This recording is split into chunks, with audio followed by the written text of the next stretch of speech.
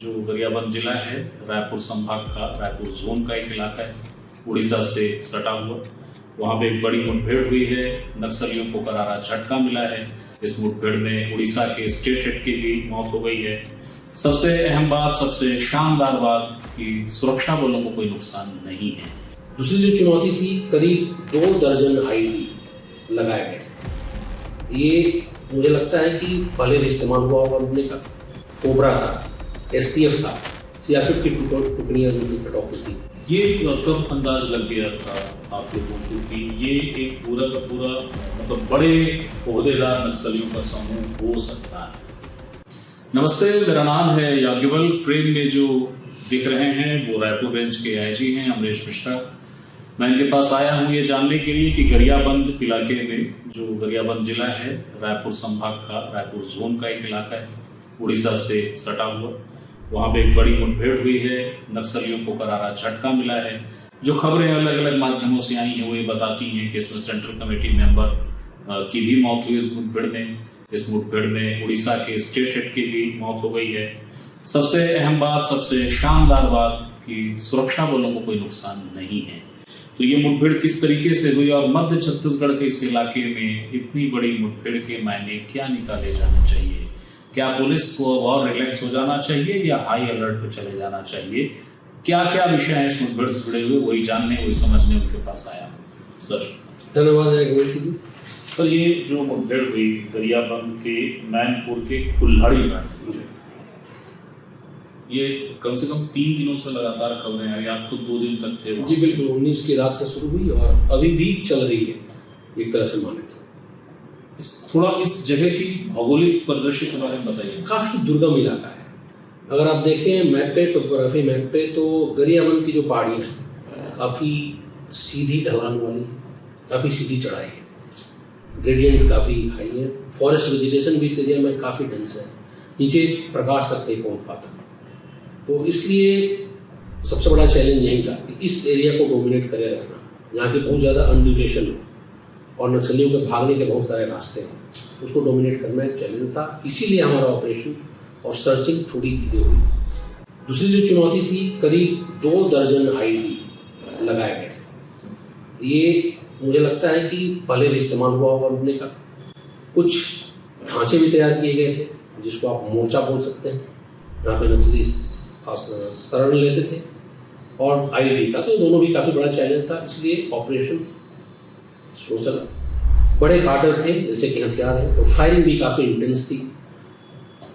मैं ये बताना चाहूँगा कि नक्सली जब मारे जा चुके थे तब भी पूरा प्रयास ये था, जो बचे हुए कार्टर्स थे, कि इनकी बॉडी किसी भी हालत में पुलिस ना ले जा पाए। क्योंकि सीनियर कार्टर्स थे इसलिए उनका प्रयास होता ही है सीनियर कार्टर्स की बॉडी ले जा पाए। तो तीनों चुनौतियाँ थी, इसलिए ऑपरेशन मुश्किल भी था और चुनौतीपूर्ण भी था। सुरक्षा बल जो भी इस पूरे मुठभेड़ में था, उड़ीसा और छत्तीसगढ़ दोनों की टीम लगी थी, मगर बिल्कुल भी घायल नहीं हुए, चोट खरोश तक नहीं है। ये सुनिश्चित रणनीति है या घटनाक्रम के दौरान ऐसा हुआ कि फोर्स आगे हो गई? क्या कहना चाहें? दोनों ही बातें थी। चूंकि सुनिश्चित रणनीति थी, इसलिए नक्सली करीब 2.5 दिन तक घेरेबंदी के अंदर रहे। ऐसा कम होता है कि पूरा ग्रुप लंबे समय तक ट्रैप रह जाए, खासकर जब 2 रातें बीच में हो। दिन में तो नक्सली नहीं भागते क्योंकि विजिबिलिटी की डर होती है, बट रात में अक्सर जब हमारी विजिबिलिटी कम हो जाती है, टेक्निकल एड्स भी उतने प्रभावी नहीं हो पाते रात में जितना कि दिन का प्रकाश, सूर्य का प्रकाश, उस समय भागने के चांसेस होते हैं। बट आप देखेंगे कि 2.5 दिन तक नक्सली ट्रैप रहे। इनफैक्ट अभी तक ही ट्रैप थे लार्जर एरिया में। तो ये सुनिश्चित रणनीति का ही परिणाम है।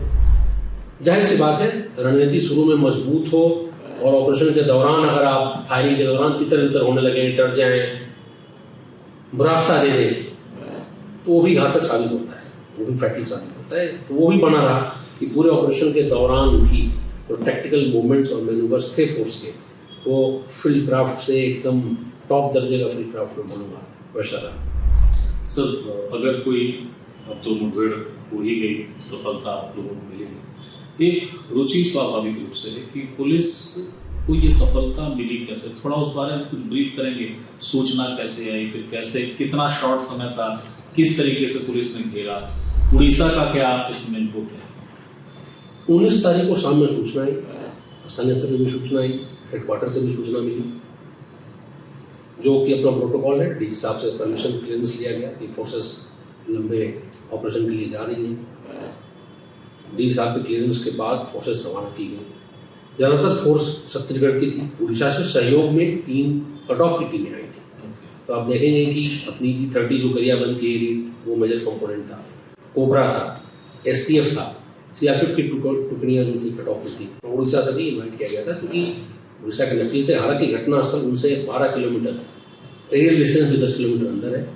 ये था, ऑपरेशन चालू हुए, 2 बॉडी मिले। पुलिस महानिदेशक महोदय ने फिर, चूँकि रातें बढ़नी थी, दूसरी रात का स्टे था, उन्होंने ऑपरेशन रूम में बुलाया, रिव्यू किया, इंस्ट्रक्शन दी। उन इंस्ट्रक्शंस के हिसाब से भी टैक्टिकल चेंजेस किए गए थोड़े बहुत, और उस हिसाब से ऑपरेशन चला। ये कब अंदाज लग गया था आप लोगों को कि ये एक पूरा का पूरा मतलब बड़े ओहदेदार नक्सलियों का समूह हो सकता है? पहले दिन की फायरिंग में अंदाजा लग चुका था। फायरिंग हेवी थी, रेजिस्टेंस ह्यूज था। और दूसरे दिन सुबह जब फायरिंग बंद नहीं हो रही है, उस आधार पर हमारा संदेह और बढ़ता गया, पुख्ता होता गया। शाम तक काफ़ी ज़्यादा क्लैरिटी आ गई कि भारी संख्या में नक्सली मारे गए हैं, अच्छे हथियार भी हैं, और इसीलिए हम लोग दूसरी रात भी कंटिन्यू किया। तीसरी रात जो मैनपुर इलाका है गरियाबंद का, उस इलाके को लेकर एक पत्रकार के रूप में जब भी मैं वहाँ गया तो हमने ये पाया कि आमद रफ्त रही है, इससे बहुत अच्छी आमद रफ्त है उनकी, वो उसको शेल्टर की तरह इस्तेमाल करते रहे हैं। तो ये जिस तरीके की खबरें आई, सबके सेंट्रल कमेटी का एक मेंबर, उड़ीसा स्टेट कमेटी का है, और कुछ अन्य प्रमुख नाम, तो ये क्या मैनपुर के उस पैच को शेल्टर के रूप में ही इस्तेमाल करते आ रहे थे, ऐसा कुछ था? अगर आप देखें तो छत्तीसगढ़ राज्य उड़ीसा से अलग है, लेकिन उड़ीसा का, छत्तीसगढ़ का धमतरी, गरियाबंद और महासमुंद का थोड़ा सा हिस्सा, इसको टेक्निकली आप मतलब प्रभावित बोल सकते हैं, कभी आमद रफ्त रखता है, उड़ीसा स्टेट कमेटी के अंदर आता है। ओके, इनका नक्सलियों को जो अपना जी, उनका स्ट्रक्चर में उड़ीसा स्टेट कमेटी है। तो हम इस हिस्से को राज्यों के परिदृश्य से अलग देखें तो ज़्यादा बेहतर समझ पाएंगे। एरिया कमेटी भी जो 5 हैं, उनमें भी आमद रफ्त आप देखेंगे तो दोनों तरफ से होता है। बस्तर से तो कभी कभी आने जाने के लिए इस्तेमाल होता ही होता है, और ये नक्सली भी कभी कभी बस्तर जाते हो, ऐसी सूचनाएं मिलते रहती हैं। But for the as per larger Naxal context is concern, ये एरिया जो है उड़ीसा स्टेट कमेटी के अंदर आता है, इसलिए कोई अस्वाभाविक नहीं है पूरे टॉप कार्डर का उड़ीसा कमेटी का यहाँ पर। नंबर 1। नंबर 2, आपने जो बात बताई कि आमद रफ्त रहती है लेकिन वायलेंस कम रहता है। वायलेंस जाहिर बस्तर से कम है, उसके लिए उसके बहुत सारे कारण हैं। नक्सल रेवोल्यूशन में जो स्टेजेज हैं, जो उनके खुद के स्टेजेज डिफाइंड है, उस स्टेजेज में अभी गरियाबंद उस स्तर पर जहाँ पर ऑर्गेनाइजेशनल एक्सपेंशन करना है, जहाँ से चंदा वसूलना है, लेवी कलेक्ट करना है, लोगों को जागरूक करना है, तो इसलिए हाँ वायलेंस कम है, बट आमद रफ्त हमेशा रहा है। संख्या भी अच्छी खासी रही है। ये वहाँ हमेशा ही रहते थे, आना जाना करते थे, कभी आना कभी जाना। सूचनाएं भी बहुत बार प्राप्त हुई थी, ऑपरेशन भी हमेशा पहुँच किए जाते रहे। अभी तक जब मैं आपसे बात कर रहा हूँ, उस समय 22 फरवरी 6:52, अभी खबर आई कि फिर 2 बॉडी मिली है। तो ये रुक रुक के जो शव मिल रहे हैं, क्या सर्चिंग अभी भी जारी है? सर्चिंग अभी भी जारी है, छोटी टुकड़ियाँ सर्च करेंगी भी। हालांकि मेजर जो उस स्पॉट पे जो ऑफेंसिव था उसको क्लोज किया जाएगा, क्योंकि सर्चिंग करीब करीब कंप्लीट हो चुकी है। सर्चिंग हम चाहते तो दोबारा भी कंप्लीट कर सकते थे, लेकिन हमारा इरादा ये भी था कि ग्रामीणों का आमद रफ्त रहता है, उनके जानवर जाते हैं। बड़े नक्सली फोर्स को नुकसान पहुंचाने के लिए 2 दर्जन आईडी लगाए हो, 3 दर्जन आईडी लगाए, उस आईडी से, उस एक्सप्लोसिव से ग्रामीणों को, उनके जानवरों को कोई नुकसान ना पहुंचे, इसलिए हम लोगों ने एक्स्ट्रा समय दिया रिस्क लेते हुए कि उसको हम क्लियर कर सकें। बाई एंड लार्ज हम लोग क्लियर कर भी पाए, यथासंभव जितना दिख पाया आईडी। जो खबरें आई कि सेंट्रल कमेटी का एक सदस्य है जिसके 50 लाख 1 करोड़ का इनाम है, जिसकी पृष्ठभूमि तेलंगाना से है, क्योंकि जब ये मुठभेड़ चल रही थी, हमने जब खबरें लगाई तो हमारे पास तेलंगाना के पत्रकार साथियों के फोन आए थे कि क्या अमुक कोई नाम है। उसके अलावा उड़ीसा स्टेट कमेटी के हेड का जिक्र आया। पुलिस अपने तय क्या इस बात की पुष्टि करेगी सर कि जो लोग मारे गए हैं उनके नाम पहचान क्या है? देखिए, दो तीन चीज़ें हैं। बहुत बड़े कार्डर मारे गए हैं, एकदम क्लियर है। वेपन्स आप देखेंगे वो भी क्लियर है। जो प्रोटोकॉल था सीनियर कार्डर कैंपिंग का वो भी जमीन पर लिखा है। सीनियर कार्डर तो है। संकेत ये पुख्ता कर रहे हैं कि सीसीएम है। कहीं कहीं से ये बातें कंफर्म भी हो रही है, लेकिन टेक्निकली, केवल टेक्निकली आप बोलें तो काफ़ी एडवांस स्टेज पे आ चुका है। पीएम भी हो चुका है, फैमिली भी आ सकते हैं। तो हम लोग वेट कर रहे हैं कि कब फैमिली जाए, क्या हो, उसके बाद फिर उन्हें दे पाएंगे। वेरिफिकेशन पॉजिटिव है। 100% में कंफर्म नहीं करूँगा, क्योंकि जब तक 100% और 99.99% जो डिफरेंस है मैं वहीं पे हूँ। एक आवश्यक औपचारिकता का इंतजार कर रहा है शायद, तो वही समझे। अभी आपने कहा कि जब बड़ा कैडर होता है तो उसके लिए विशेष व्यवस्था होती है। क्या आप बताना चाहेंगे सर कि वो विशेष व्यवस्था कैसी होती है? नक्सली किस तरीके से अपने बड़े कैडर को सुरक्षा घेरा दें या व्यवस्था दें? तो क्या प्रोटोकॉल्स हैं? जैसे अगर सीसीएम लेवल की बात करें तो उनके खुद के गार्ड्स होते हैं जो उस फंक्शनल एरिया में ऑपरेट नहीं करते। वो प्रचार प्रसार में नहीं जाते, गाँव में मीटिंग नहीं करते, उसके साथ ही रहते हैं। तो शायद वो एरिया कमेटी के मीटिंग से बना है, ग्रामीण उनको कम पहचानते हैं। तो वैसे लोग इसमें हैं जो कि उस प्रोटेक्शन टीम के मेंबर थे, न कि रेगुलर नक्सल स्ट्रक्चर जो है जो गांव में दौरा करते हैं, जो मीटिंग्स करते हैं, वैसे लोग। सुरक्षा व्यवस्था वहाँ देखें, आईडी लगा के सुदृढ़ व्यवस्था रखना, एंट्री पॉइंट्स क्लोज रखना, पोजीशन वो लेना जो डोमिनेटिंग हो। जो दो बॉडीज मिली हैं वो काफ़ी तीखी चढ़ाई दी थी, 2 घंटे लग गए क्लाइंब करने में फोर्स। तो ये कुछ ऐसी चीज़ें जो भौगोलिक तौर पर वहाँ दिखी है वो प्रोटोकॉल्स का हिस्सा है। सर, गरियाबंद में करीब 10 साल पुराना एक घटनाक्रम पड़ा, बल्कि उससे भी ज़्यादा समय हो गया होगा। ये एक बड़ी घटना हुई थी, हमने अपने जवानों को खोया था। और उसके बाद जैसा मैंने कहा अभी कि आमद की खबरें आती रही। अब जब एक बड़ी सफलता पुलिस को हासिल हुई है, ये पुलिस के लिए रिलैक्स मोड है या हाई अलर्ट मोड? पुलिस कभी रिलैक्स नहीं है, लगातार एक्टिव थी, अभी भी एक्टिव रहेगी। इनफैक्ट दुगुने जोश के साथ एक्टिव रहेगी।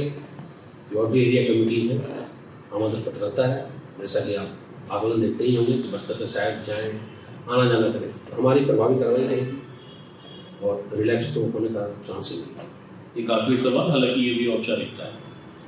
बस्तर में जिस तरीके से फोर्स का दबाव बढ़ रहा है, कई समीक्षक आलोचक ये कहते हैं कि कश्मीर से ज़्यादा फोर्स बस्तर में है, नक्सली दबाव में है और वो दूसरे ठौर तलाश रहे हैं। बतौर रायपुर रेंज आईजी क्या कोई एक सुनिश्चित रणनीति है कि अगर वो आए तो उन्हें रोका जाए? बिल्कुल, मुख्यालय स्तर पर वार्षिक बैठक होती रहती है, स्ट्रेटेजी बनती रहती है। स्ट्रेटेजीज में हम लोग भी फीडबैक देते हैं, हमको इंस्ट्रक्शंस मिलते हैं और उसी फ्रेमवर्क के अंतर्गत चाहे बस्तर हो चाहे रायपुर हो, कोऑर्डिनेशन है आपस का, फोर्सेस का, ऑफिसर्स का, वो बहुत ही मजबूत दर्जे का है और उसी हिसाब से कार्रवाई चलती है। अमरीश जी, जो हथियार मिले उनकी संख्या और उसमें कुछ विशेषता है? 17 हथियार हैं। ऑटोमेटिक में बोले तो जो हाईली सोफिस्टिकेटेड सर्विस वेपन्स है जो आर्म फोर्सेस या पुलिस के पास होती है, AK-47, 2 SLR, इंसास, 303, रिवॉल्वर, ये तो हथियार अलग हो गए। जो कंट्री में डेवलपमेंट उनके साथ में वो भी काफ़ी अच्छे हैं। एक BGL लॉन्चर भी मिला है, BGL लॉन्चर के राउंड्स भी मिले हैं। सबसे बड़ी बात, काफ़ी नक्सल लिटरेचर मिला है। उसको हम लोग अध्ययन करके जो उनकी रणनीतियाँ थी, जो योजनाएँ थी भविष्य की, उस पर भी हम प्लस पाएंगे। ये रणनीति का विषय शायद मुझे नहीं पूछना चाहिए, जाहिर स्वतंत्रता आपको है कि आप जवाब देना नहीं। क्या इस मुठभेड़ में जो नक्सली साहित्य और जो अभिलेख मिले हैं उसमें कुछ ऐसे अभिलेख भी मिले जिससे समझ आए कि गरियाबंद या इस तरीके के जो शहरी से इलाके हैं, कस्बाई इलाके हैं, वहाँ पे इनकी मदद कौन कर रहा है? इतने बारीकी से हम लोग अभी देख नहीं पाए, वॉल्यूम बहुत ज़्यादा है।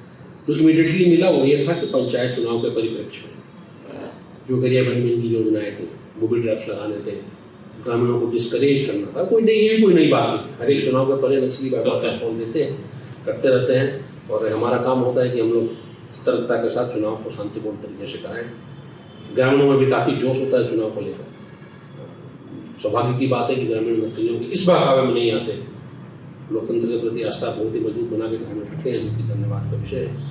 और पुलिस सामने से बैठाकर चुनाव हमेशा शांतिपूर्ण कराते रहती है। इस बार भी कराएगी। यहाँ कुछ चीज़ें हैं जो शायद सुरक्षा में मदद मिले, इसी चीज़ों की। बहुत बहुत शुक्रिया सर, आपका समय दिया, थैंक यू।